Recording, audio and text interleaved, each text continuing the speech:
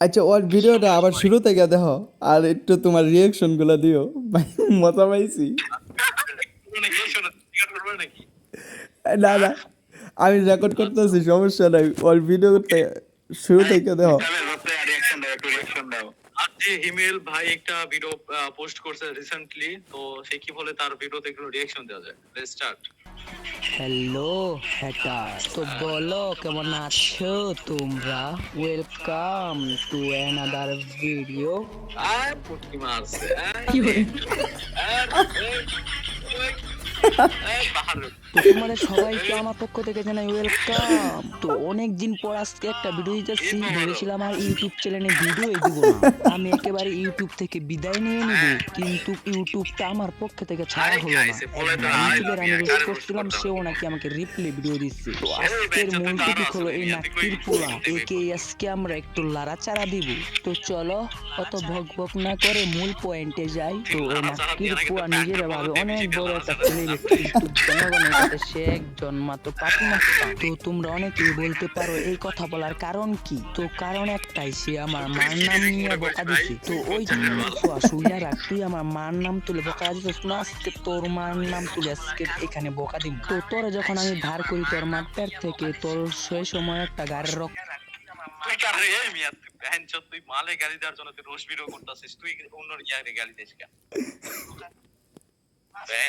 রাখ, তুই আমার মার নাম তুলে বকা দিচ্ছিস না, আজকে তোর মার নাম তুলে আজকে এখানে বকা। পাড়াতে যখন ঝগড়া করে না, চাষিরা যখন ঝগড়া করে না, এক একটা গালি দিল, আরেকজন গালি দিবে। এর রোস্ট ভিডিও করতে আসি কি বলতেছো জানো? তুই আমার মারে গালি দিলি, আমিও তোর মারে গালি দিলাম।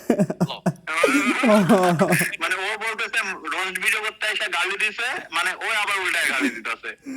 আল্লাহ, না ওর ভিডিও দেখলে আমার হাসি উঠে গা, মানে মানে না আছে ভিডিওর কোনো কোয়ালিটি, না আছে তার ভয়েসের মধ্যে, মানে কি কমু ভয়েসটা যদি একটু গাড়ির রক্তেরা ছিল, যার জন্য তুই এত গাড়রা। বর্তমান সময়ে তোর বাপ হইলাম গা আমি, এখন তোর বাপ রুস্টার, তুই রুস্টার। এখন তুই রুস্টারটা বাদ দে, তুই গিয়া চুরি কানের দূর করে এটা ঘরে গিয়া বইয়া থাক। বাপ বেটা জিনিস করে ব্যাপারটা কেমন না, তার জন্য তুই কানের দুল এবং তুই চুরি করে গিয়ে ঘরে বেশি থাক, তোর বাপ রুস্ট করু। তোর বাপের সাবস্ক্রাইবার কম হতে পারে, এই ওই আব্বা, এই মিয়া ওই আব্বা কি কও, বাপ দেখলে কি কও,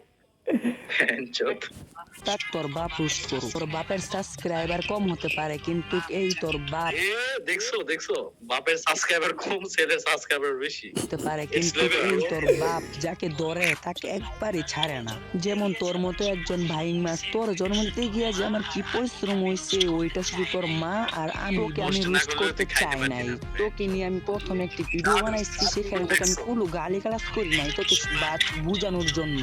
আর তুই কি আমার এসে মান নাম তুলে গালি দিলি? আজকে থেকে তোর বাপ আমি আর তুই আমার ছেলে, বুঝছ? তোর বাপ আমি আর তুই। ওকে, হে বাপ হে বেটা, আমরা হচ্ছে তার দাদা। আমার ছেলে, তোর কানের পর্দাটা খুল, এবং কি আমি যেই কথাটা বলতাছি এই কথাটা তুই মনোযোগ দিয়ে শুনে রাখ। আজকের পর থেকে যদি আমাকে নিয়ে কোনো উল্টা পাল্টা ভিডিও বানাস, তারপর তোকে দেখে নেব। তারপরও যদি তুই আমাকে নিয়ে এই পোস্ট করো পোস্ট করো।